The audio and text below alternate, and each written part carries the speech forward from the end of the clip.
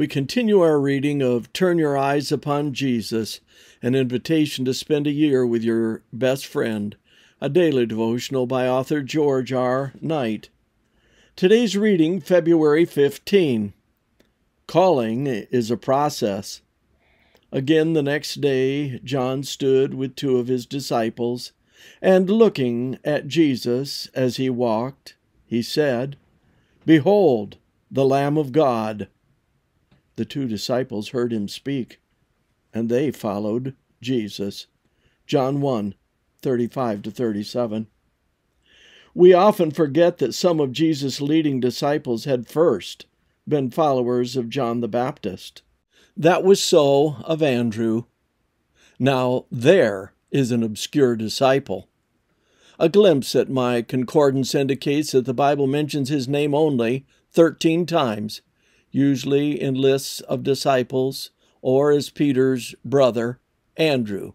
Is that the other guy who had the famous sibling? Yet it was the nearly invisible Andrew who led Peter to Christ. That resulted, of course, in Jesus immediately sizing Simon Peter up for special recognition. And here we find a point to note.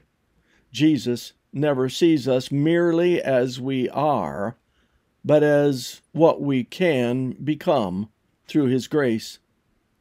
Peter, along with James and John Zebedee, would turn into one of Christ's most important and visible followers. That never seemed to bother Andrew. He was apparently willing from the beginning to take second place as someone who introduced people to Jesus. The fourth gospel does not indicate who the second disciple of the Baptist was who followed after Jesus with Andrew, but given his style, it was probably the author himself. John generally identifies himself as that other disciple. Decades later, the aged John has many memories of those early years. Writing the final gospel, he seeks to fill in some of the blanks that Matthew, Mark, and Luke left out of the story. Some of those gaps had to do with the first calling of himself, Andrew, Peter, Philip, and Nathanael.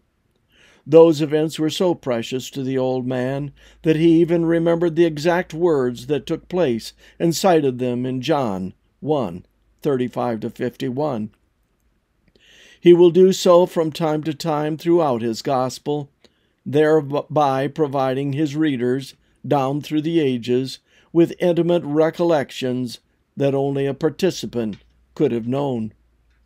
One of those recollections is that the calling of the disciples was a process rather than the all-at-once event suggested by Matthew, in which they seemingly give up all at their first meeting with Jesus. Not so, says John. First, some of them were disciples of the Baptist. Then, some of those disciples questioned Jesus. Next, they introduced other future disciples to him, and only later did Jesus tell them to give up their businesses and follow him. The same is true in our day. Jesus still calls disciples step by step.